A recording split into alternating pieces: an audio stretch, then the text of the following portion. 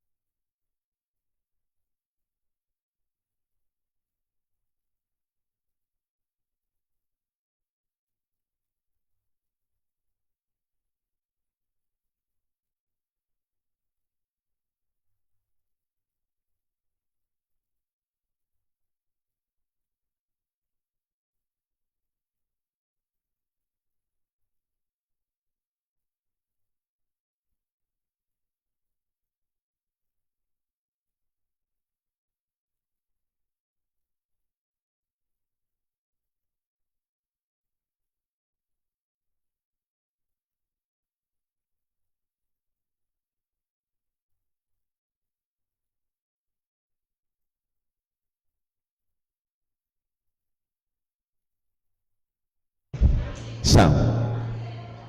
Okay, muli ho, magandang hapon sa bawat isa. Welcome po sa Sunday afternoon service dito sa Jesus Christ Baptist Church. So ating hinilingan yung mga kapatiran na sa likod na kung kayo naman ho ay wala hong ganapin dyan sa likuran, please move forward at punan ho natin yung ating mga upuan dito sa bandang harapan. Ilan ho muna mga announcements bago tayo dumako sa atin hong pinakagawain. Una, welcome po sa bawat isang naririto, maging sa ating mga kasama online. Salamat sa Diyos sa patuloy niyang kahabagan sa atin, sa tapos na kayo na gawain kayo ng umaga at sa paalala at patuloy na pagtuturo ng Diyos sa atin sa pamamagitan ng kanyang mga salita. And we're looking forward again this afternoon to a wonderful time of worship sa ministry ng salita ng Diyos and sa fellowship ng mga kapatiran. Announcements po muna, nakalimutan ko sabihin kayo ng umaga, today ho ay last Sunday pala, ay na-postpone yung ating Bible class. So Lord willing, today ay gagawin ho natin yung ating Bible class. Ano po, Lord willing. And then also, pag-pray ho natin yung ating mga parating na mga events. Dalawa ho yan. Una, ang ating hong YouthCon na sa November 30. At nawa ho ay pag-pray natin yung mga kabataan natin na tunay nga ay to set their affections on things above. Talagang wag lang sila nakatingin sa mga bagay sa mundong ito when it comes to their decision makings, about their relationships, about their aspirations, ay talagang kinukonsidera nila ang mga spiritual na bagay, ang kaluwalhatian ng Panginoon. And that is our goal, to have young people who are also heavenly minded with earthly good. Yung iba masyado daw makalangit ang isip, walang pakinabang sa lupa. So that's not the goal. They will be heavenly minded with earthly good. So pag-pray ho natin yan. And then also, kailangan natin ho ng magsa-sign up sa atin hong mga volunteers na natrabaho ho pagdating ho ng youth conference. So that's a whole day event from 8 a.m. to 5 p.m. So kinakailangan ho natin ng mga tutulong sa pagkain, pagsuserve, paghahanda, and so on. So nawa ho ay kung meron ho tayo available, so please sign up. Kahit half day lang yan ay very much appreciated po. Pero kung available kayo ng whole day, much so. So and also, yun hong ating pinaplano na church overnight fellowship sa December, 27 and 28 ba yan? 26-27, December 26-27. That's 2 days, 1 night na fellowship.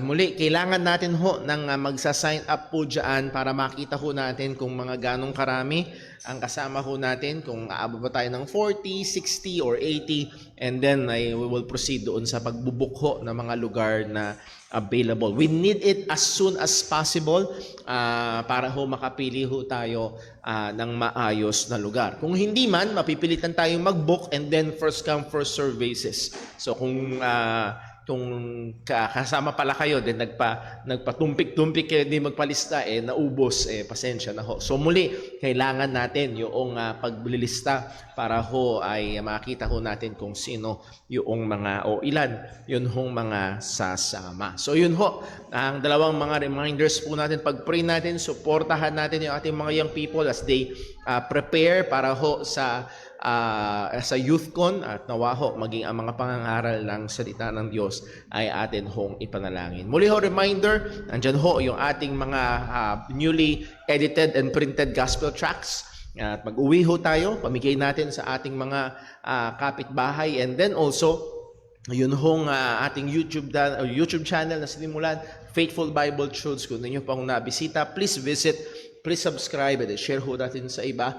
And who knows, maaaring ito'y gamitin ng Panginoon para ihatid sa kanila ang mga katotohanan ng Diyos. Okay, so yun ho ang ating mga announcements and reminders. Tayo po ay dadako sa ating paghahanda sa pagsamba at magkakaroon tayo ng ilang sandali ng tahimik at personal na pananalangin. Hingin natin ng tulong, gabay at pagsiyasat ng Panginoon upang maging handa tayo sa pagsamba sa Kanya.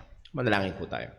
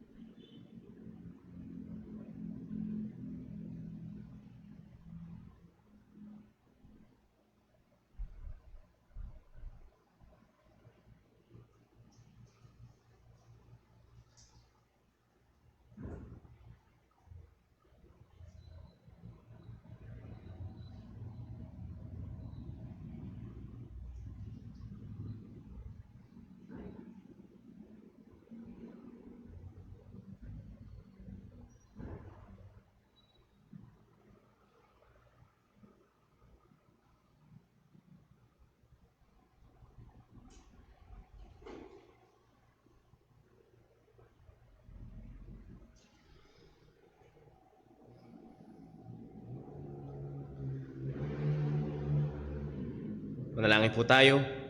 Panginoon naming Diyos, aming Ama sa langit, aming pinupuri at pinapasalamatan ng pangalan mo, Panginoon. Tunay karapat-dapat ka sa lahat ng pagsamba.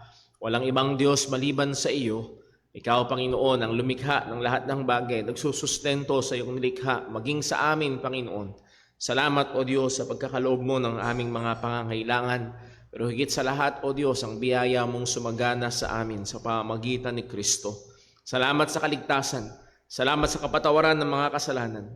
Salamat, O Diyos, na pwede kaming tumawag sa iyo na aming Ama sa pamamagitan ng banal na Espiritu na iyong pinagkaloob na nakatahan sa amin.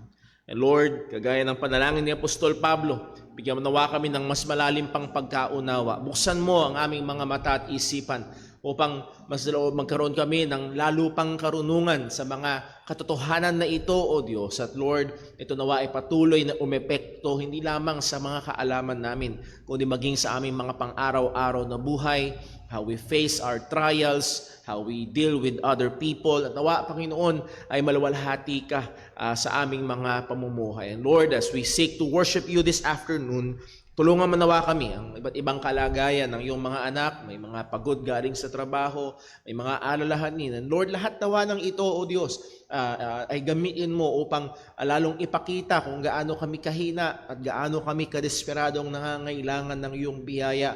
Kaya Panginoon, ito nawa ay maglapit sa amin sa iyo. Aming dinadalangin sa iyo, O Diyos, ang aming mga kapatiran may iba't ibang kabigatang daladala. Ito man ay pisikal na karamdaman, kabigatan ng puso at kaisipan. O Diyos, ikaw po nawa ang patuloy na mahabag at paalala mo ang iyong mga katotohanan at ang iyong mga katotohanan nawa ang patuloy na magbigay ng lakas, ng tibay at nawa, O Diyos, maging kapayapaan ng puso at kaisipan. Muli, Panginoon, aming hinihiling sa iyo na ikaw po ang mahabag at kumilos sa amin. Kami po ay labis na nangangailangan ng iyong biyaya, maging sa pangangaral ng iyong salita, sa pakikinig namin ito, maging sa pagbabasa ng iyong salita, sa pananalangin at pag-aawitan. Lord, hiwalay sa iyo, wala kaming magagawa. Kaya samahan mo po kami, tulungan mo po kami. At gayon din, O Diyos, siyasatin mo kami sa anumang mga kasalanan na masumpungan mo sa aming mga buhay, sa aming mga bibig at kaisipan, Panginoon. Dalangin po namin na tulungan mo kami na ito yung pagsisihan at sa biyaya mo ay tunay nga na paglabanan ang mga kasalanan. At lahat ng ito, Panginoon, ay hinihiling namin sa iyo sa ngalan ng aming Panginoong Hesukristo. Amen. Tayo po yung lahat at tayo po imawit sa Panginoon.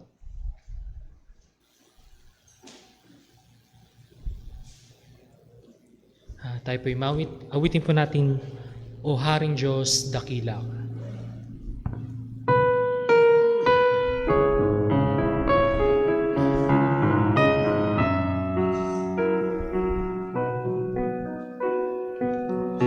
Haring Diyos, ang aking namamalas, nakarita na siyang nilikha mo. Araw bituin, mga bundok at dagat, patunay sa kapangyarihan mo. Kaya tumawi ang puso ko, nagpupuri, O Diyos, sa'yo. Dinadakila ka, sinasamba, O Haring Diyos, dakila ka. Kapag ako'y namamasya sa parang paguni na ibo'y naririnig. Pagtanaw mula sa kabundukan, nadarama ang hangin kay lamig. Kaya bumawi ang puso ko, napupuri, O Diyos, sa'yo.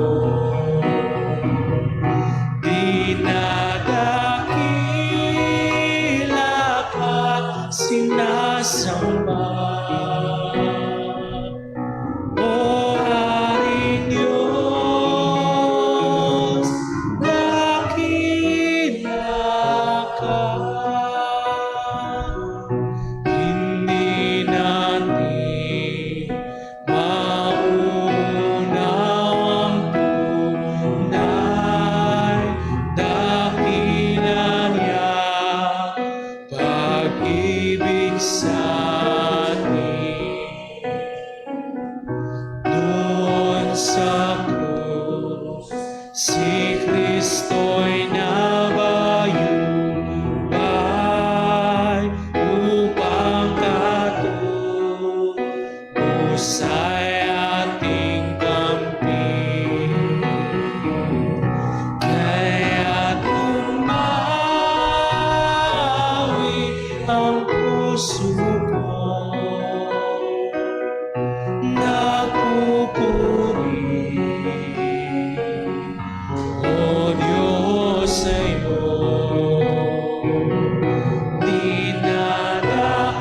Dinadakila ka't sinasamba, O Haring Diyos, dakila ka. Balang araw, magbabalik si Kristo, at sa langit tayo'y sasama. Walang hanggan, mag-aawitan tayo, ihahaya kadakilan niya. Kaya tumawi ang puso ko, nagpupuri, O Diyos, sa'yo. Dinadakila ka't sinasamba. O Haring Diyos, dakila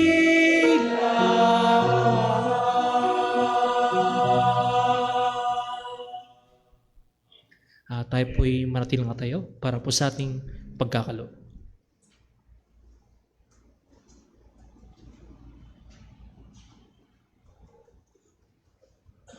Para po sa ating pagkakaloob, atin po munang basahin ang mga talatang basihan sa ating pagkakaloob. Ito po ay nanggaling sa 2 Korinto chapter 9 verses 6 to 8. Sabay-sabay po nating basahin.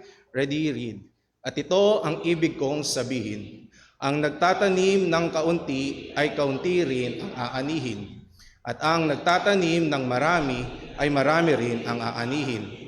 Ang bawat isa ay magbigay ayon sa ipinasya ng kanyang puso, hindi nangihinayang o napipilitan lamang sapagkat iniibig ng Diyos ang masayang nagbibigay. Kaya ng Diyos na pagkalooban kayo ng masaganang pagpapala sa lahat ng bagay upang maging masagana kayo sa lahat ng uri ng mabuting gawa habang pinupunan ang lahat ng inyong mga pangangailangan sa tuwina. Manalangin po tayo. Aming Diyos, Ama na nasa langit, kami nagpupuri sa inyo, nagpapasalamat. Salamat, Panginoon, dahil kayo ay tunay na dakila, Panginoon. Salamat, Panginoon, dahil napakabuti po ninyo sa amin, Panginoon. Salamat, Panginoon, sa patuloy na pag-iingat sa lahat, Panginoon, ng mga biyaya na aming tinatamasa, Panginoon, na nanggaling sa inyo. Kami, Panginoon, nagpupuri sa inyo sa lahat ng bagay na aming natatanggap, Panginoon, hindi lamang, Panginoon, sa pisikal, maging sa aming spiritual, Panginoon, ang iyong magpapala, Panginoon, ay sobra-sobra, Panginoon, sa amin. Salamat, Panginoon, sa araw-araw na binibigyan niyo kami, Panginoon, ng pagkakataon na mabuhay, Panginoon, na hindi lamang mabuhay para sa aming mga sarili, Panginoon, ngunit bilang inyong mga iniligtas, Panginoon, kami ay mabuhay, Panginoon, para sa inyong kaluwalhatian, Panginoon. Salamat, Panginoon, sa inyo. Sa lahat kami, Panginoon, ay humihingi muli ng kapatawaran sa aming mga pagkukulang, sa aming mga pagkakamali sa inyo. Nawa, Panginoon, linisin niyo, Panginoon, ang aming puso at isipan, lalo sa aming pagsamba sa inyo, Panginoon. Dalahin ko, Panginoon, na kayo ang maitaas po namin, na maging karapat-dapat sa inyong harapan, Panginoon, ang aming magiging handog na pagsamba, Panginoon, at maging sa aming pagkakaloob sa ngayong oras na to, Panginoon. Kami, Panginoon, ay nagbibigay pasalamat, Panginoon, sa lahat na aming natatanggap, Panginoon, dahil alam po namin ang lahat ng mga ito ay nanggaling, Panginoon, sa inyo.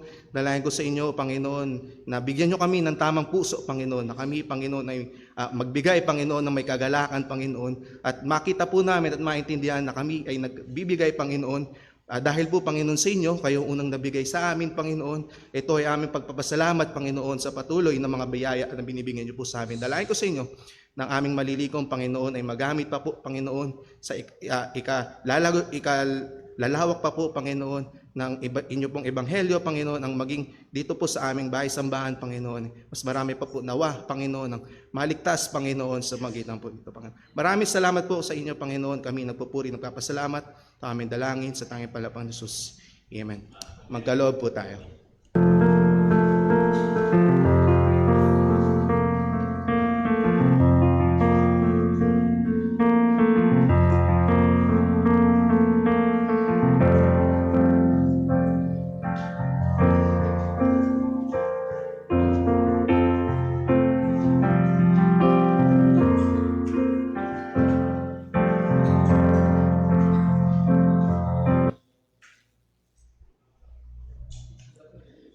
Tayo po ulit tumawid sa Panginoon. Awitin po natin, Praise the Lord.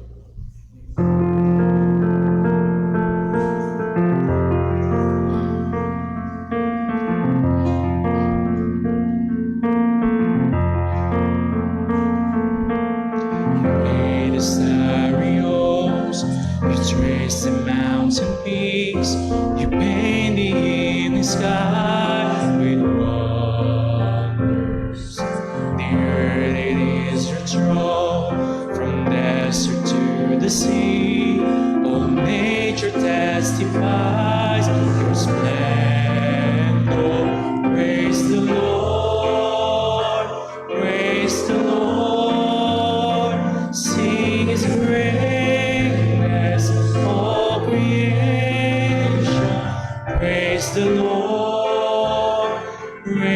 your voice, you heights and all your depths, from furthest east to west. Let everything that has breath praise the Lord.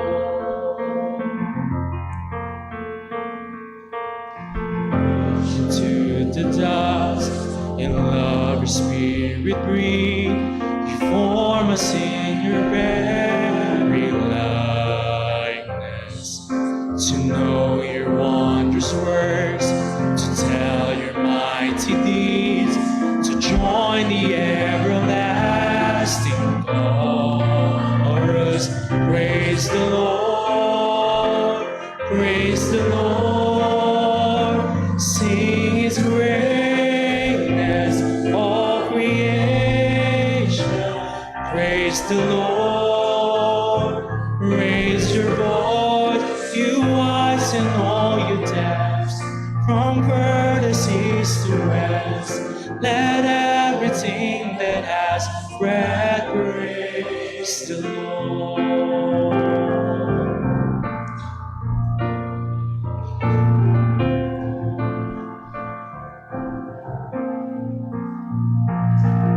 Let symphonies resound, let drums and choirs ring out.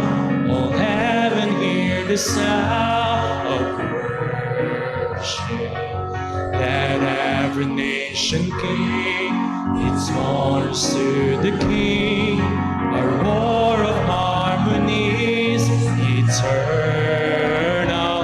Praise the Lord, praise the Lord, sing His greatness, all creation. Praise the Lord, raise your voice, you heights and all your depths, from furthest east to west. You distant burning stars, all creatures near and far, from sky to sea and shore, sing out forevermore. Let everything that has breath praise the Lord.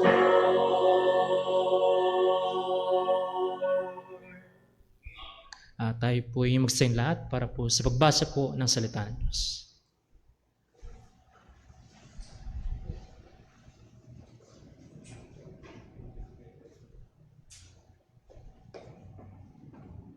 Purihin po ang ating Panginoon. Para po sa pagbasa ng kanyang mga salita, atin pong basahin mula sa Aklat ng Mga Gawa, chapter 18, verse 1 to 11. Ready, read. Pagkatapos noon, umalis si Pablo sa Athens at pumunta sa Corinto. Nakilala niya roon si Aquila na isang Hudyo na taga Pontus at ang asawa nitong si Priscilla. Kararating lang nila galing sa Italia dahil may utos si Emperador Claudius na ang lahat ng Hudyo ay dapat umalis sa Roma. Dinalaw ni Pablo ang mag-asawang ito sa kanilang bahay. Pareho silang manggagawa ng tolda, kaya nakitira na siya sa kanila at nagtrabahong kasama nila. Tuwing araw ng pamamahay, pumupunta si Pablo sa mga Hudyo para makipagdiskusyon dahil gusto niyang sumampalataya ang mga Hudyo at mga Griego kay Kristo. Nang dumating sina Silas at Timoteo mula sa Macedonia, ginamit ni Pablo ang buong panahon niya sa pangangaral ng salita ng Diyos. Pinatunayan niya sa mga Hudyo na si Jesus ang Kristo.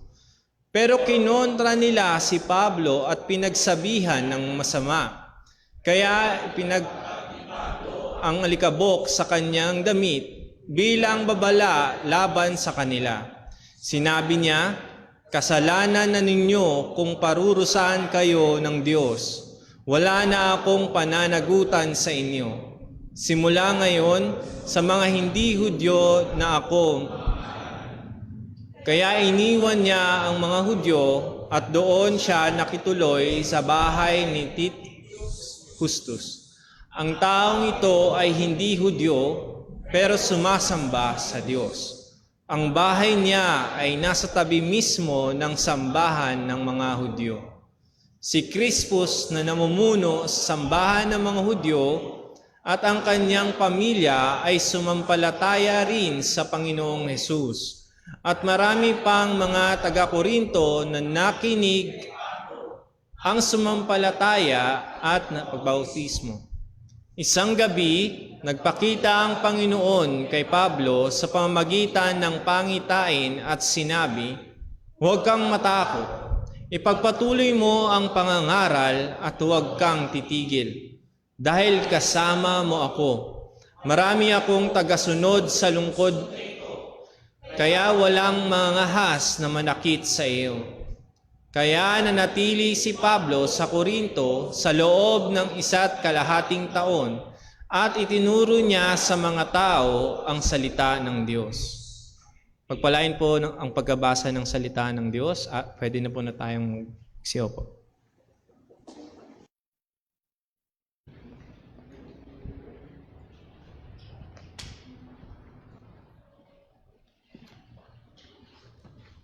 Magandang hapon po sa bawat isa. Po ngayon ay tumungo sa ating pag-aaral ng salita ng Diyos.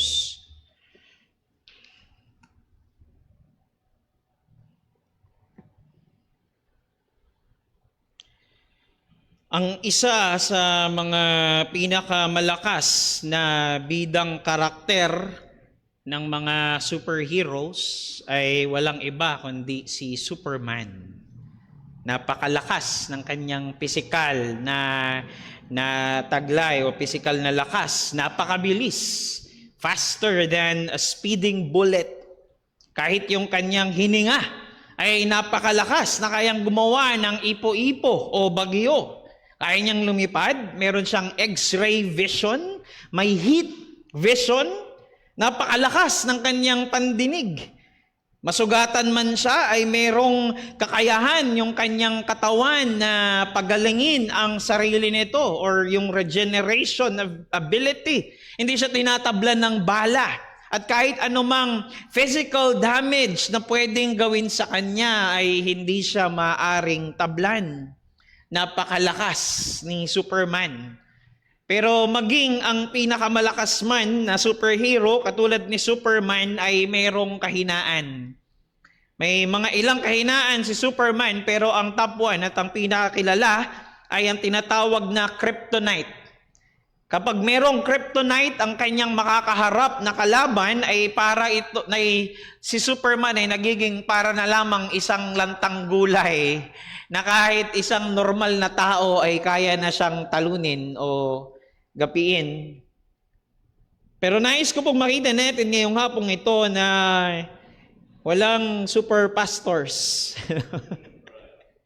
Kung ang fictional character nga na si Superman ay merong kahinaan, ganoon din po ang mga pastor ng iglesia. Ang mga ministers ng gospel at kahit maging ang apostol man. Maging ang mga apostol katulad ni Apostol Pablo, sabihin natin isang dakilang apostol, isang dakilang mananampalataya ay dumating sa punto na siya'y takot, mahina, bagsak ang pananampalataya. Ngayon, pag-aralan natin, magpapatuloy tayo dun sa ating series, sa Acts chapter 18, God's sustaining grace to His servants' needs. At ang magiging buod ng ating mensahe ay ito, ang Diyos ng lahat ng kaaliwan ay nagmamalasakit sa kanyang mga manggagawa, kaya pinupunan niya sila ng kanyang biyaya at ipinagkakaloob ang kanilang mga pangangailangan upang sa kanila'y magbigay kalakasan. Tayo po ay sumaglit na manalangin at tumingin ng paggabay sa ating Panginoon. O Diyos naming dakila, aming Ama na makapangyarihan sa lahat, kami po'y lubos na nagpapasalamat at nagpupuri sa iyo, Diyos, na muli kami po'y tinipon mo sa iyong bahay-sambahan ngayong hapong ito. Panginoon, kami po'y lubos na nakaasa sa iyo, O Diyos. Kami po'y lubos na kumikilala na walang kapangyarihan ang pangangaral maliban kung kumilos ang banal na spirito sa puso ng mga nakikinig. Kaya kami po, Panginoon, ay dumadalangin sa iyo na ikaw ang siyang magbukas ng aming mga tainga, ng aming puso sa aming pakikinig. Nawa, Panginoon, tunay nga na makita po namin kung gaano kadakila ang iyong mga salita at kung gaano kang kadakila na ipinahayag magmula sa iyong mga salita. O Diyos, tulungan mo po kami na makita ang biyaya mo sa iyong mga salita sa aming pag-aaral ngayong hapong ito. At sa aming pag-aaral nawa ay makapagbigay kami ng kaluwalhatian sa iyo, Panginoon. Kami po ang lahat ng ito ay dinadalangin namin sa iyo sa matamis at mapangirihang pangalan ng aming Panginoong Jesucristo. Amen. Amen. Nakita natin nung yung mga nakaraan, una nakita natin dito sa Acts chapter 18 is God's grace of companionship. Nakita natin dito kung paanong nag-supply ang Diyos ng mga makakasama at makakatuwang ni Apostol Pablo doon sa mga panahon na mag-isa lang siya. No, ito yung mga panahon na wala si Timothy and si Silas. Kaya ipinadala ng Panginoon itong mag-asawang Aquila and Priscilla para maging katuwang ni Pablo dahil alam ng Panginoon at that moment yung pangangailangan ni Pablo at isa na nga doon yung kanyang magiging mga katuwang sa ministry. At yung pangalawang nakita natin dito ay yung God's grace of compensation. Dito naman natin nakita yung patungkol sa pag-supply ng Diyos sa pinansyal na pangangailangan ni Apostol Pablo sa ministry. By the way, mga kapatid, bago tayo magpatuloy sa ating lesson, ugali ko po talaga simula noon pa na pinakikinggan ko yung mga recordings ng preaching ko. Kaya nga isa ako sa mga thankful na meron tayong FB Live, kasi at least merong automatic na recording ng preaching. Well, ginagawa ko 'yon for personal assessment para alam ko kung paano akong mag-i-improve pa at makita ko rin or ma-review kung may mga mali na nasabi or may kulang or pwedeng sumobra naman na mga bagay na nasabi at least maaari nating maitama kung sakali sa mga susunod. Now, while listening sa nakaraan kong preaching nung Sunday, naisip ko na maaari pala na masakit sa tenga ng mga nakikinig, lalo't madalas kong mabanggit yung pera. At naiintindihan ko kayo, lalo kung katulad namin kayo, na nanggaling sa isang church na leaning towards prosperity gospel at nagpapayamanan yung mga pastor. Pero nais ko lang din pong linawin na una, syempre hindi pa po tapos yung series na yon, yung preaching na yon. At hindi lang naman natin gusto sabihin na pinansyal na suporta lang ang kailangan ng mga pastor. At tulad nga ng sabi ko, hindi po sa pera nagtitiwala ang mga nagmiministeryo ng ebanghelyo. But again, merong role na ginagampanan ang pera sa ministry. Pangalawa, na nais ko pong linawin, ang pagsuportang pinansyal sa mga ministers ay maaring kahit gaano pa ito kasakit sa tenga natin, ito'y biblikal. Ito'y tinuturo ng Biblia, ito'y itinakda ng Diyos sa kanyang mga salita. At pangatlo, ito talaga po yung pinakagusto kong sabihin. Actually, nakakatuwa sa church po na ito na nakakapag-preach kami ni Brother Paul laban sa mga pastor, sa mga kung ano-anong kalokohan at mga katuruan, maling katuruan na kanilang itinuturo sa mga mananampalataya. Dahil sa totoo lang, sa dati namin church, ay minsan akong nagsalita laban sa mga ganitong kalokohan ng mga pastor at pakwento nyo na lang sa mga nakasama namin ng mga sumunod na nangyari. Pero nais ko lang po tayong paalalahanan, mga kapatid, na baka kapag yung mga pagsasalita namin laban sa mga pastor ay natutuwa tayo, pumapalakpak ang ating tenga, pero baka kapag usapang pagsuporta, lalo kung usapang suportang pinansyal sa mga pastor at sa mga nagmiministeryo ng ebanghelyo ay nagiging masakit sa tenga natin. Again, ito ay personal ko lang naman na assessment bilang nanggaling ako sa mga nagtuturo ng mga maling katuruan, pero baka merong mga tulad ko na kailangan nating mapaalalahanan. Gusto ko po makita natin against tayo'y laban sa mga sa mga kalokohan, sa mga maling katuruan, pero hindi po tayo anti-pastor, ano? Una sa lahat, meron tayong pastor sa ating iglesia. Pangalawa, ang Diyos ang naglalagay at nagtatakda ng mga pastor sa mga iglesia. Against tayo sa maling paggamit ng pera sa ministry, pero hindi tayo against sa pagsuporta sa paraang pinansyal sa mga nagmiministeryo ng Ebanghelyo. Pagpatuloy tayo ngayon ay dito tayo sa part kung saan magkakasama ng muli sina Pablo, Timothy, and si Silas. Nakita natin, nakaraang pag-aaral natin na dala-dala ni Timothy and Silas yung financial support galing sa mga iglesia doon sa Macedonia, and particularly galing doon sa mga Kristiyano sa Philippi at maaari na maging yung mga taga Thessalonica. At dahil nga doon, ang sabi ng talata, kung maalala nyo, sabi ng talata, nakapag-focus na si Apostol Pablo sa ministry ng gospel.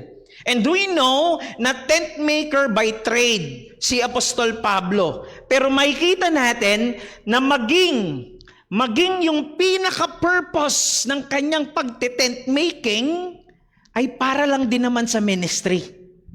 Yun lang din naman. Para makatulong yung kikitain niya doon para sa ministry. Kaya nga sabi ni Pablo nung siya sumulat sa mga taga-Thessalonica sa 1 Thessalonians chapter 2 verse number 9, ang sabi ni Pablo sa kanila, "For you remember, brothers, our labor and toil." Naaalala nyo yung aming labor and aming toil. We worked night and day. Ano sabi niya? That we might not be a burden to any of you while we proclaim to you the gospel of God. So makikita natin dyan, talagang pinapakita ni Pablo yung purpose kung bakit niya ginawa, yung extra na trabaho sa labas, yung bivocation, yung pagte-tent making. Bakit? Para hindi maging hadlang sa pangangaral ng Ebanghelyo. So the very purpose kung bakit niya ginagawa yun is for the ministry. Para sa ministeryo pa rin naman.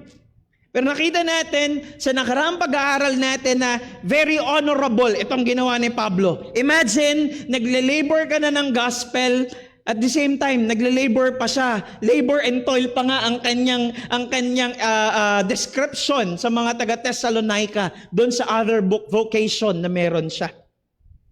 Pero, nakita natin na kung tutuusin, merong karapatan si Pablo na suportahan siya ng mga iglesia. And take note, meron siyang karapatan dahil siya'y nagmi-minister ng ebanghelyo sa kanila. At nakita natin sa 1 Corinthians chapter 9, verses 13 to 14, merong itinakdang disenyo ang Diyos para sa mga nagmi-ministeryo ng ebanghelyo. Sabi niya, kaninang umaga, binasa rin natin muli itong talata na ito. Do you not know that those who are employed in the temple service get their food from the temple, and those who serve at the altar share in their sacrificial offerings? Kumuha siya ng imahe ng ginagawa doon sa Old Testament. Kaya ang sabi ni Pablo sa verse number 14, in the same way, sa ganong paraan, the Lord commanded. Again, it is a command. Ito'y iniutos ng Diyos. The Lord commanded that those who proclaim the gospel should get their living, na makuha nila yung kanilang ikabubuhay sa pamagitan ng ebanghelyo, should get their living by the gospel. Kaya nga po, nung pagdating ni Timothy, ni Silas, dala-dala yung financial support, napakalaking kagaangan nun para kay Pablo. Again, maaaring parang masakit sa tenga natin, lalo nga't napapaligiran tayo sa panahon natin ngayon ng mga prosperity gospel preachers. Pero isang tabi natin yung Raptor, isang tabi natin yung mga pastor na nagpapagandahan ng kanilang mga sports car. Yung pinansyal na suporta sa mga ministers ng gospel ay malaking kagaangan sa kanilang ministry. At ito'y encouragement para sa kanila. That is why nakapag-focus na ngayon si Apostol Pablo at mas marami na siyang oras na mailalaan para sa pagmiministeryo ng Ebanghelyo sa pagdating ni Timothy and Silas, dala-dala yung financial support galing sa mga iglesia. Now, pupunta tayo ngayon sa pangatlo nating punto, God's grace of converted souls. God's grace of converted souls. Sa verse number 5, ang sabi ng talata sa verse number 5, when Silas and Timothy arrived from Macedonia, Paul was occupied with the word, testifying to the Jews that the Christ was Jesus. Narito yung katotohanan sa ministry, mga kapatid. Darating pa rin ang mga disappointments and discouragements. Pinagpatuloy ni Pablo yung ministry. At tulad ng palagi niyang ginagawa, yung mga Hudyo, di ba? Yun ang palagi niya, yun ang pattern ni Pablo. Pupunta siya sa isang lugar, hanapin niya ang sinagog, yun ang una niyang tatargetin. Pupunta siya sa sinagog dahil nandun yung mga Hudyo. Sila yung una niyang mga babahagian ng Ebanghelyo. Kasi nga, ganun yung ganun talaga yung desire ni Pablo para sa mga kababayan niya. Sa mga Hudyo, na sila'y manampalataya kay Kristo, na makilala nila na si Jesus ang Kristo, na magsisi sila sa kanilang kasalanan. Kaya nga si Pablo, ang ginagawa niya, nagle-labor siya ng gospel sa kanila. Ang sabi ng talata, every Sabbath, nandun siya sa synagogue to testify that the Christ was Jesus. He was laboring the gospel sa kanila. At the same time, nagte-tent making din siya. Pero ito ang katotohanan. Hindi lahat ng binabahagian ng Ebanghelyo ay mananampalataya kay Kristo. Hindi lahat. Hindi lahat ng tao ay tatanggapin yung katotohanan ng Ebanghelyo na ipinapangaral natin. Yes, alam natin hindi tayo ang tinatanggihan nila tuwing nire-reject nila ang gospel. Right? Hindi tayo tinatanggihan nila, kundi si Kristo mismo ang kanilang tinatanggihan.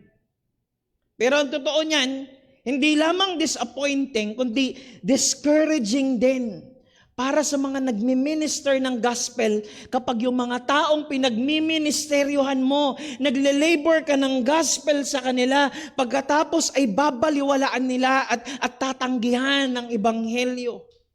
Sa totoo lang, masakit yun. Masakit yun. Discouraging yun. Why? Dahil nagmi-minister tayo sa kanila nang merong tunay na concern sa kanilang kaluluwa. Sabi ng iba, dapat daw hindi ka maapektuhan. Kung wala tayong tunay na concern dun sa mga taong binabahagian natin ng ebanghelyo at numbers lang ang tingin natin sa kanila, yung bang basta lang meron tayong mashiran o maabot mo yung quota na 10 souls a day, okay na yun. Kung ganoon lang ang tingin natin sa mga tao at wala tayong tunay na concern para sa kanila, madali lang talaga yung i-brush off. Hayaan na lang, kumbaga. Of course, iba ito doon sa feeling na napahiya tayo dahil tinanggihan ang ebanghelyo. Hindi yon ang ibig nating sabihin. Ang sinasabi natin dito ay yung pagkadismaya, yung discouragement sa kalagayan nila. Yung pagkalungkot sa kalagayan nila, yung disappointment na dala na kung meron kang isang bagay na ipine-present. Imagine, di ba, kung meron kang isang bagay na ipine-present sa tao, napakaganda nito, sobrang effective nito, talagang beneficial yung bagay na to, tapos mura pa. Kumbaga, ikaw, subok mo na talaga itong bagay na ito. Parang 5-in-1 na air fryer. Napakaganda. Imagine kung pine-present mo, ang ganda nito. Tapos tatanggihan. Di ba? Parang ang sakit nun. Di ba? Isipin nyo na lang, paano kung yung mahal natin sa buhay ang tumanggi sa ebanghelyo? Wala ba yung epekto sa atin? Hindi ba tayo maapektuhan? Of course, masakit yun para sa atin. Even discouraging pa nga. Why? Dahil deeply concerned tayo sa kaluluwa nila. At ganoon naman talaga ang disenyo ng ating pagmiministeryo ng Ebanghelyo. Maging ang Panginoong Yesukristo man during His earthly ministry, napakaraming talata ang sinasabi na He looked at people with compassion. He was moved with compassion toward them. Yan ang dapat na attitude ng mga nagme-minister ng gospel. Merong compassion. Merong pag-ibig, merong tunay na concern para sa kaluluwa ng mga tao. Ito'y paalala sa mga pastor, sa mga nais maging pastor, maging sa mga mananampalataya na nagbabahagi, nag-share ng gospel sa ibang tao, sa kakilala, sa mga mahal natin sa buhay. Paalala rin ito, maging sa mga magulang na inililid ninyo ang inyong mga anak sa Panginoong Jesucristo at inyong pamilya. Ito'y paalala sa atin na magkaroon ng tunay na concern, compassion sa mga taong pinagmiministeryohan natin ng Ebanghelyo. Don't look at them as just numbers. Wag natin silang tignan na pang-post lang sa Facebook, sa story, sa Instagram. Well, hindi masama yun. Pero kung ang tingin lang natin ay para magawa yun, tapos okay na, walang tunay na concern, walang genuine concern sa kanila. Wag natin silang tignan na pang-reporting lang o pang-yabang na meron tayong nabahagian ng Ebanghelyo. Ang proper attitude ng nagmi-minister ng gospel ay compassion at genuine na concern sa kaluluwa ng tao. Di ba? May mga kapatid tayo rito na nagko-conduct ng kanilang mga Bible studies, nag-share ng gospel sa kanilang mga mahal sa buhay. Tapos makikita mo, unti-unti, hindi na umaattend yung iba, kalaunan. Yung iba, maaring lantaran pang tinatanggihan ang Ebanghelyo. How would we feel? Discouraged. But of course, kung magdidwell tayo doon sa discouragement na yun ang mali. But it's a proper response na magkaroon tayo ng pagkalungkot, ng pagkadismaya sa mga ganong pagkakataon. Why? Kasi concerned tayo sa kanila. Concerned tayo sa kanila. Kasi mahal natin yung Ebanghelyo na ipine-present natin sa kanila at tinatanggihan nila.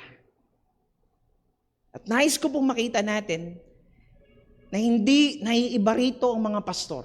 Ang mga ministers ng gospel, hindi naiiba maging ang Apostol Pablo.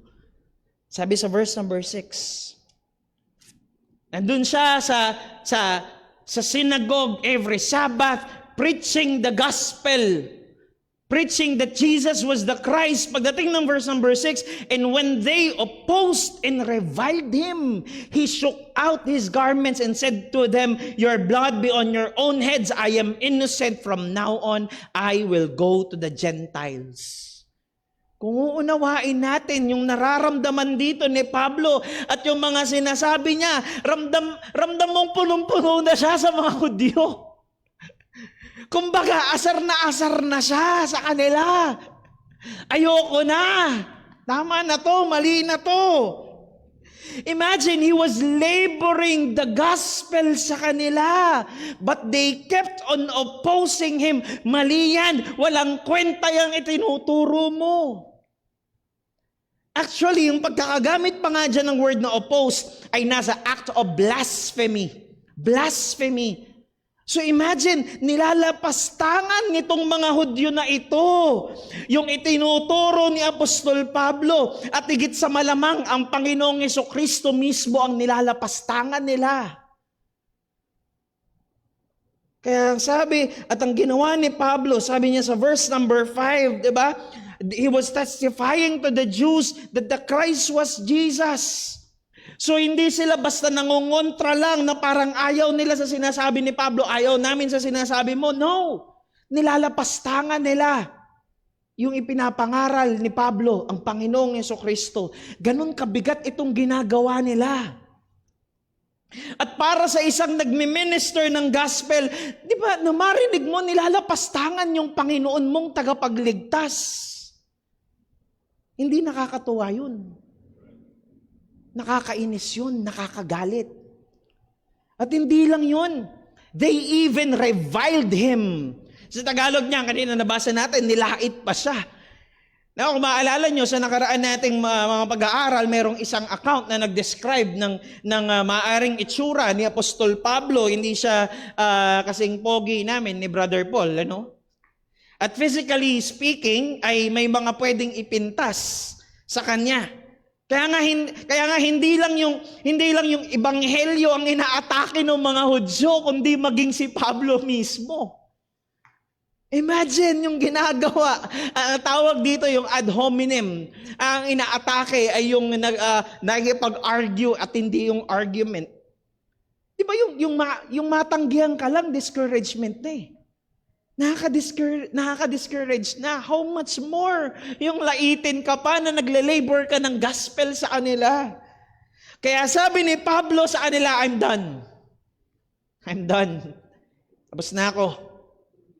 Pinagpag niya yung damit niya sa harapan nila. Di ba yung mga Hudyo, maaalala natin, ang ginagawa nila, pag galing sila sa isang Gentile land, at babalik na sila ngayon sa Jerusalem, ang gagawin nila, ipapagpag nila yung mga paa nila. Kasi tingin nila, kumbaga ayaw nila, hindi nila tanggap na dadalhin nila yung dumi ng mga hentil dahil unclean people ang tingin nila sa kanila. So itong pagpagpag ni Pablo ng kanyang garment ay isang dramatic way na pagpapakita sa mga kausap niya, sa mga harapan nila. Ginagawa talaga ito ng mga Hudyo. Ibig sabihin, ayoko na sa inyo. No, it's a dramatic way of rejection or rejecting people na mga nasa harapan niya. Ayoko na sa inyo. Yun ang pinapakita nun. Kaya nga, sabi niya sa talata, your blood be on your own heads. I am innocent. From now on, I will go to the Gentiles. So makita natin dito, inalis na rito ni Pablo, sabi niya, wala na akong pananagutan sa inyo. Your blood be on your own heads. It's one way of saying na kapag napahamak kayo, pag napahamak itong mga Hudyong ito, dahil sa pagtanggi ninyo sa ebanghelyo, wala na siyang pananagutan sa kanila. Wala na siyang kasalanan. Na kung sakaling itong mga Hudyo na ito, they are fully responsible sa kanilang pagtanggi sa ebanghelyo. Kumbaga, sinasabi rito ni Pablo, kapag napahamak kayo, wala na akong kinalaman dyan. Ipaniliwanag ko na sa inyo ang ebanghelyo, kasalanan nyo na yan. At yung sumunod na sinabi ni Pablo, which is really, really heartbreaking. Sabi niya, from now on, I will go to the Gentiles. Imagine, these are the same people. Itong mga Hudyo na ito, these are the same people na sinabi ni Pablo sa Romans chapter 10 verse number 1, brothers, brethren, my heart's desire and prayer to God for them, for the Jews, is that they may be saved. Kung merong primary concern si Pablo na maligtas at manampalataya sa Panginoong Jesucristo, yung mga Hudyo yun eh. Yung mga Hudyo yun. Kasi nga, sila yung mga talagang kababayan niya. Sabihin natin, sila yung mga taong malapit talaga sa puso niya. Sila yung mga taong nais niya talagang mabahagian ng ebanghelyo, but they rejected the gospel. Kaya hindi lang discouraged si Pablo sa mga panahon na to, kundi durog yung kanyang puso. Hindi niya ito ikinatutuwa. Hindi ito basta isang bagay lang na pwedeng, hayaan mo na lang. Mayroon itong kurot sa puso ni Apostol Pablo na i-reject niya. Maging yung kanyang sariling mga kababayan na ipinapanalangin niya sa Panginoon, sana maligtas sila.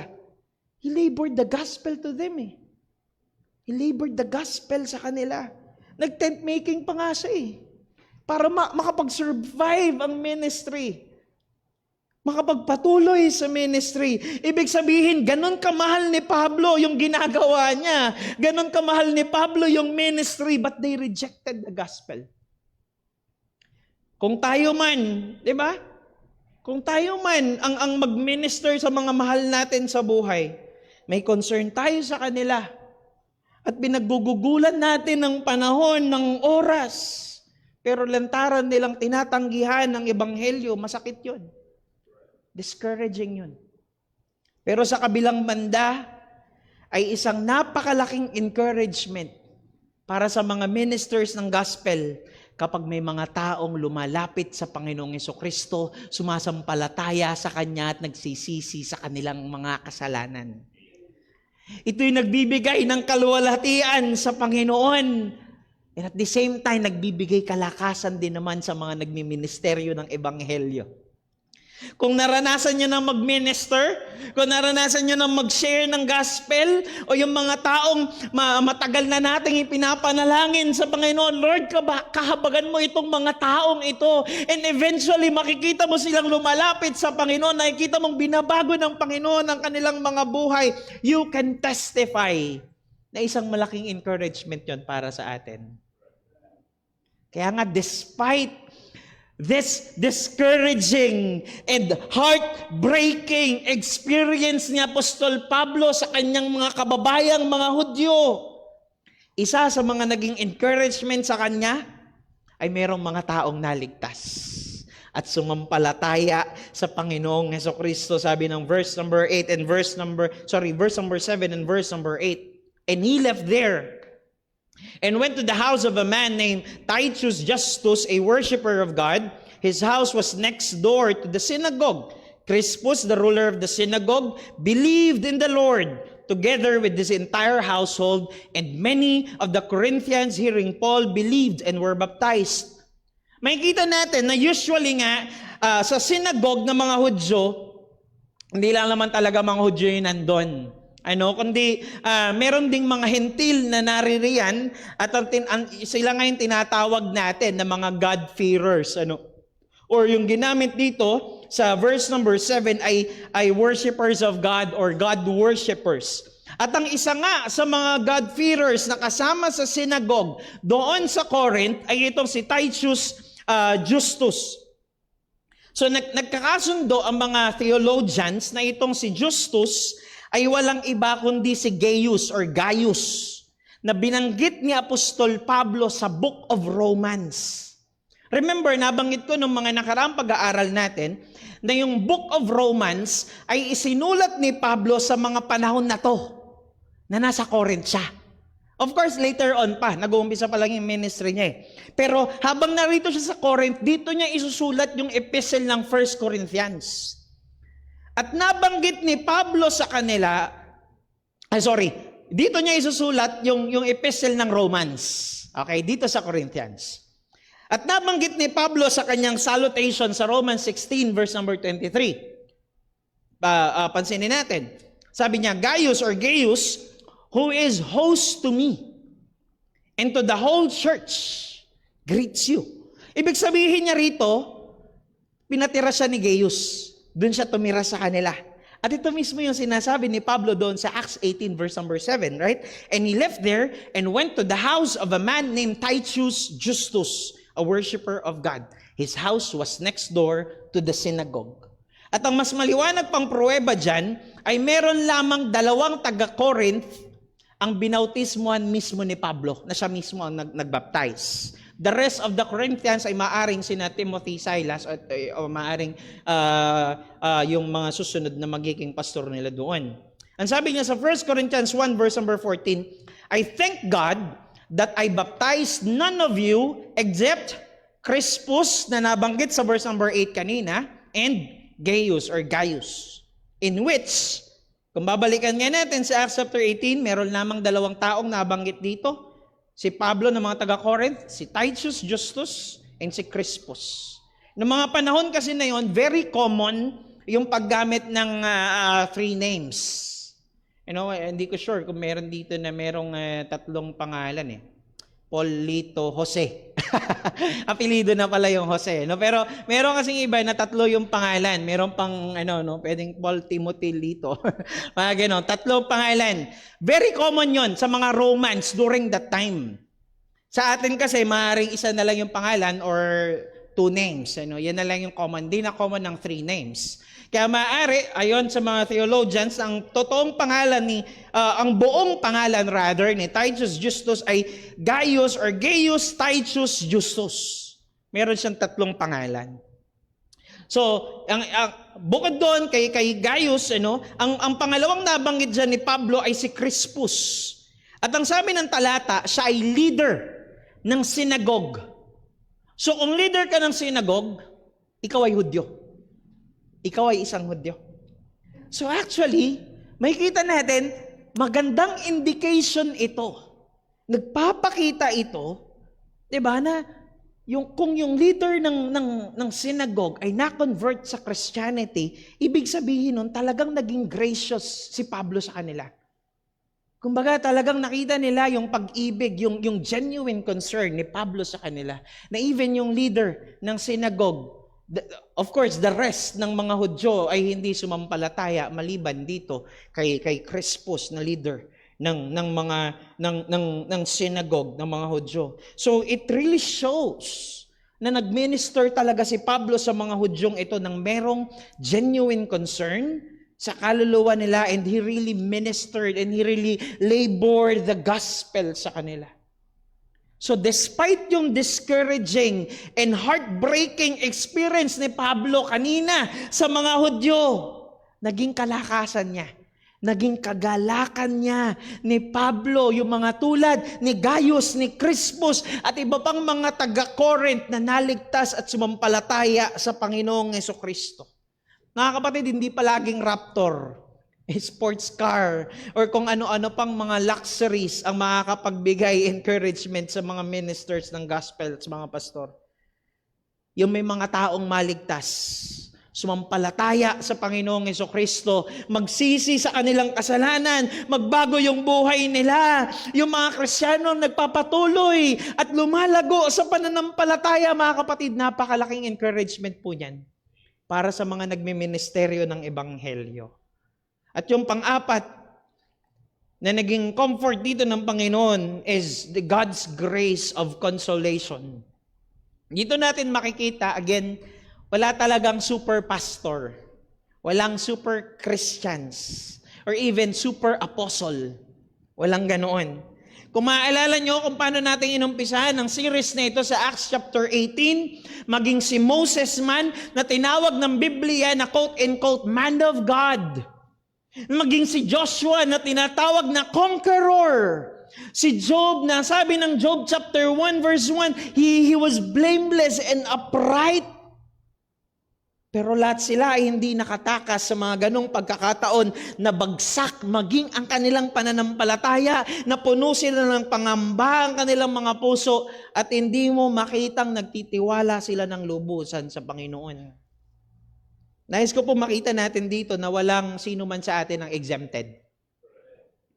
Walang sino man sa atin ang makakapagsabi na walang panahon sa buhay natin na hindi siya maaaring bumagsak ang kanyang pananampalataya. Kahit si Apostol Pablo man, na pwede nga natin, kung tutusin, pwede natin siyang maituring na greatest Christian ever lived. Pero hindi pa rin siya nakatakas sa panghihina, sa discouragements at sa pangamba. Pero nais ko pong makita natin na maging sa mga ganong panahon na punong-puno tayo ng discouragements, ng panghihina, punong-puno tayo ng pangamba, at punong-puno ng kahinaan, ng pananampalataya. Wala tayong ibang magiging sandigan at pagmumulan ng kalakasan kundi ang Diyos mismo. At sa katotohanan na ito rin naman nakatungtong ang mga nagmiministeryo ng Ebanghelyo. Christ is the ultimate comfort of the ministers of the gospel. Tignan natin ngayon sa ating mga talata, how the Lord comforted Apostle Paul. Sabi ng verses 9 to 11, "And the Lord said to Paul one night in a vision, 'Do not be afraid, but go on speaking and do not be silent, for I am with you. And no one will attack you to harm you, for I have many in the city who are my people." And he stayed a year and 6 months teaching the word of God among them. Sabi ng talata, isang gabi, after na mangyari yung mga events sa mga Hudyo at makilala niya sina Crispus and Gaius, isang gabi nagpakita ang Panginoong Jesus in a vision kay Apostol Pablo. Maaaring sa kalagitnaan ito ng kanyang panaginip, hindi natin alam. Pero dito sa binasa nating talata, hindi naman talaga natin makikita word for word kung ano yung kinakatakot ni Pablo. At kung ano yung mga nagiging cause ng kanyang discouragements. Dahil yung mensahe lang naman talaga ng Panginoon, yung makikita natin. Pero we could read between the lines. Makita natin yung mga implications na sinasabi ng Panginoon. Unang-unang makikita natin dito ay yung gentle rebuke ng Panginoon kay Pablo. Do not be afraid. Do not be afraid. This implies na sa mga panahong ito, punong-puno ng pagkatakot si Pablo. Kaya sa pinaalalahanan ng Panginoon, do not be afraid. This implies na sa mga panahon na ito ay puno ng pagkatakot si Pablo. Na kung makikita natin ng mga nakaraang pag-aaral natin yung character ni Apostol Pablo, napakatapang. Diba, makikita natin sa kanya, ang tibay naman itong tao na to. Ilang beses nang hinagupit. Diba, pinagbabato pa. Diba, na talagang halos mamatay na siya. Kala nga ng mga tao sa kanya, patay na. At grabe yung tapang niya na makipag-usap sa mga tao. Even political leaders, remember, kahit si Gov, at iba pang mga Roman leaders sa mga panahon na yun. Talagang iba yung confidence dito ni Apostol Pablo, iba yung tapang, iba yung lakas ng loob. Pero sa mga pagkakataong ito, ibang side ni Pablo yung makikita natin. Kumbaga sa buwan, ito yung other side of the moon.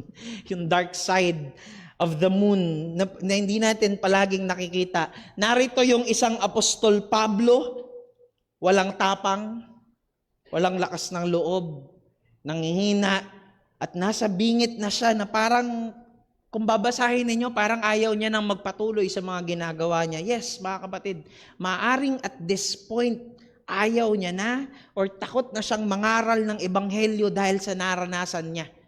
Maaring dito sa Corinth at isama mo pa yung iba pa niyang mga karanasan.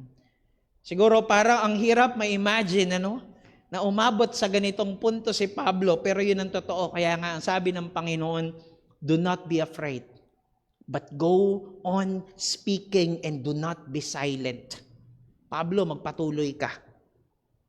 Magpatuloy ka sa pangangaral ng ebanghelyo, huwag kang titigil, huwag kang matakot, dahil yun ay nararamdaman niya. Ayaw niya na mangaral ng ebanghelyo. Pablo, do not be silent, go on. Go on speaking. Kasi mga kapatid, maging si Apostol Pablo man ay hindi immune sa pangamba. Sa boxing, merong tinatawag na boxer's corner man. Minsan, yung trainer na rin naman talaga mismo yung tumatayo na corner man. Pero may mga boxers na iba pa talaga yung tumatayo nilang corner man. So may ilang mga responsibilities itong corner man na ito kapag may laban ng isang boksingero. Kabilang na dyan siya yung mag-handle ng mga sugat, at maging kapag yung mga pamamaga sa mukha ng isang boxer after nung kanyang round. So pagkatapos ng round, magkakaroon yan, di ba sila ng short break, right? Bago yung next round. At makikita nyo, may mga pumapanik sa taas. At isa doon yung trainer at yung tinatawag na corner man. So bukod sa physical support na gagawin ng isang corner man, na pag-attend niya doon sa mga sugat, yung mga pamamaga sa mukha ng boxer, isa sa mga pangunahing trabaho ng isang corner man ay maging mental support ng boxer na yun. Siya yung kumbaga taga-motivate sa kanya.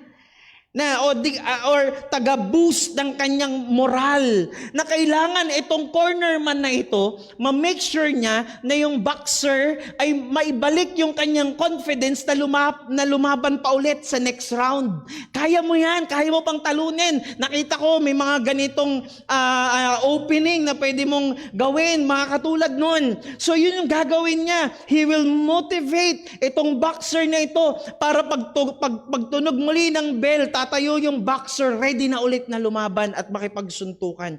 To put it simply, ini-encourage ng isang cornerman yung boxer na magpatuloy sa laban, isang round pa ulit, isang round pa ulit, isang round pa ulit, kaya pa yan. At makikita natin dito na ang Diyos ang nagsilbing cornerman ni Apostol Pablo. And actually, mas higit pa sa pagiging cornerman. Mga kapatid, hindi po bulag o hindi nakapikit ang Diyos sa mga panahong nanghihina tayo at mahina ang ating pananampalataya. Actually, para siyang isang cornerman na nakabantay, nanonood sa buong round at nakikita niya yung mga aktual na kondisyon ng boksingero at sa mga ganitong pagkakataon na nanghihina tayo, bagsak ang ating pananampalataya, bugbog sarado tayo ng mga alalahanin, ng mga pangamba, ng mga matitinding suliranin ng buhay. Aakyat sa ring yung ating cornerman to encourage us. Magpatuloy ka lang sa pananampalataya, isang round pa ulit, isang round pa ulit, isang round pa ulit. Pero hindi tulad ng isang normal na cornerman, hindi yun pwedeng umakyat sa gitna ng laban. Pero ang sabi ng Panginoon kay Pablo, do not be afraid. At ang sabi niya sa verse number 10, for I am with you. Mga kapatid, ang ating Diyos ay hindi isang Diyos na nag-aabang lang dun sa corner. At kapag tapos na ang round, bugbog sarado na, dun lang siya papasok. No.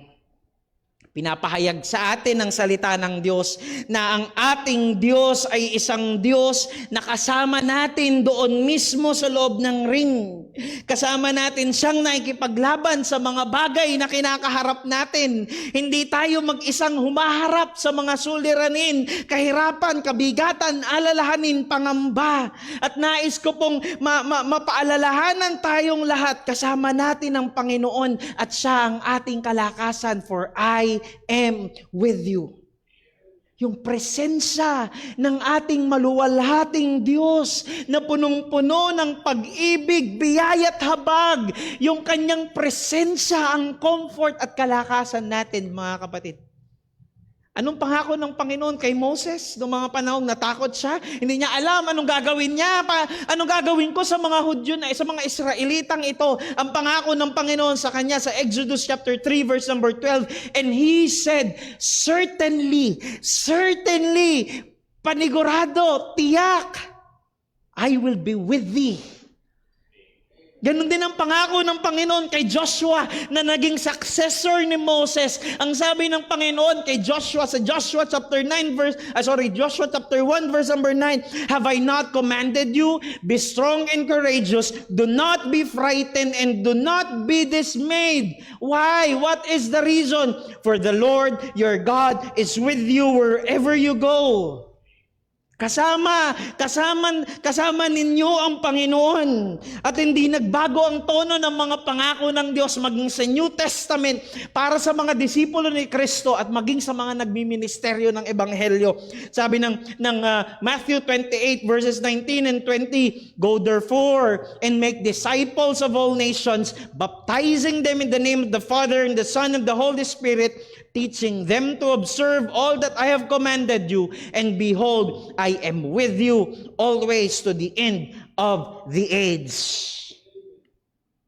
Hindi natin kailangan ng mga motivational speakers para magpalakas sa atin at makapagpatuloy tayo.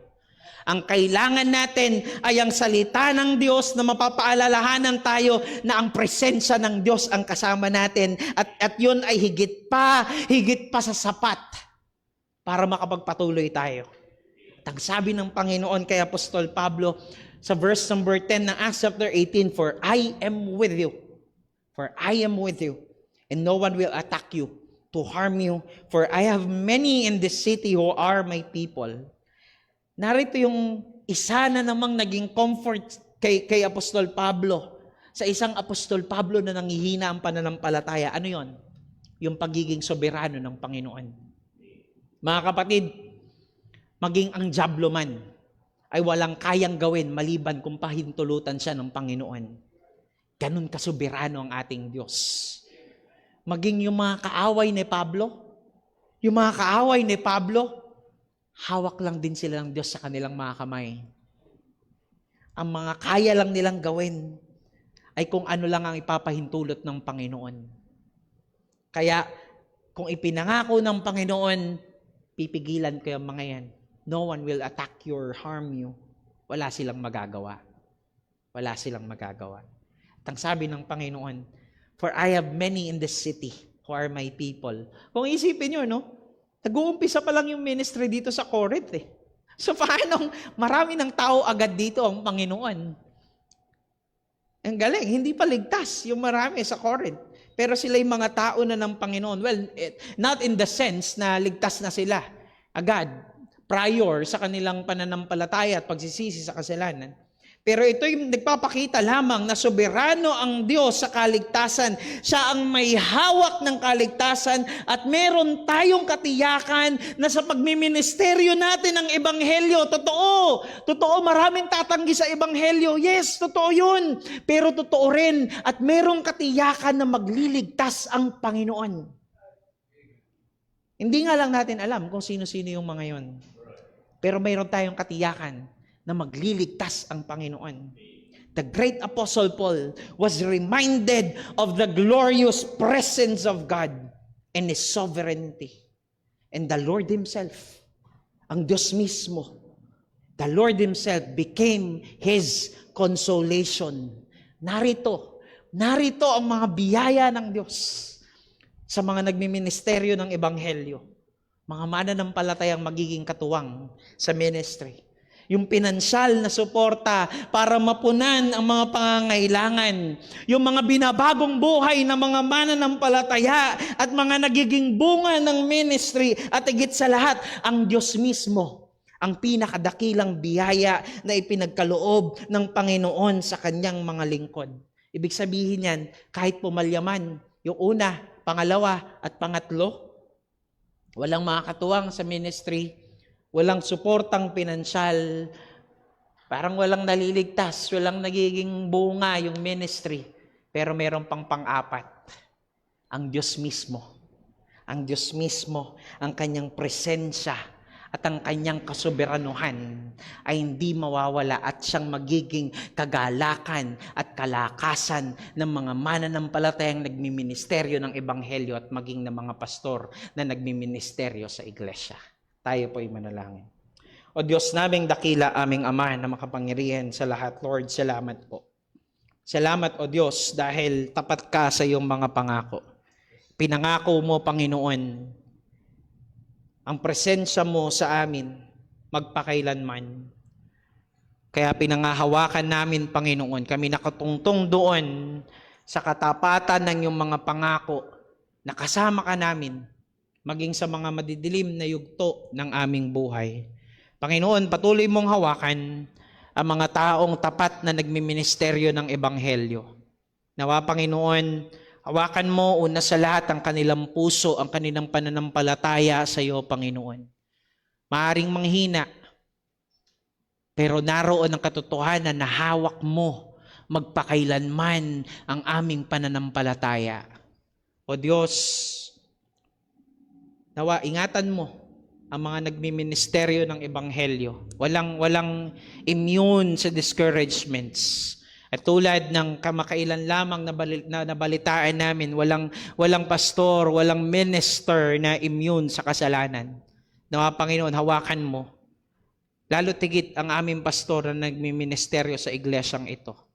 Nawa, Panginoon, ikaw ang patuloy na magpaalala, magmula sa iyong mga salita at magpalakas ng kanyang pananampalataya, O Diyos. At nawa, bilang mga mananampalataya sa iglesyang ito, ay maging katuwang kami sa ministeryong ito na inilagay mo sa lugar na ito, Panginoon. Maluwalhati ka sa lahat ng ito. Ito po ang aming samot dalangin sa matamis at mapangyarihang pangalan ng aming Panginoong Hesukristo. Amen. Amen. Tayo pong lahat ay magsitayo at pong awitin ang ating pangwakas na awit.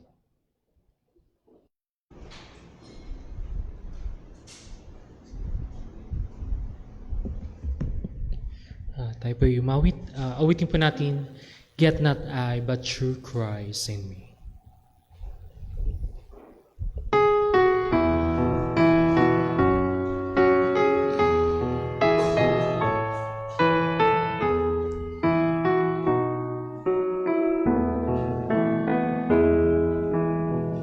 What gift of grace is Jesus my Redeemer?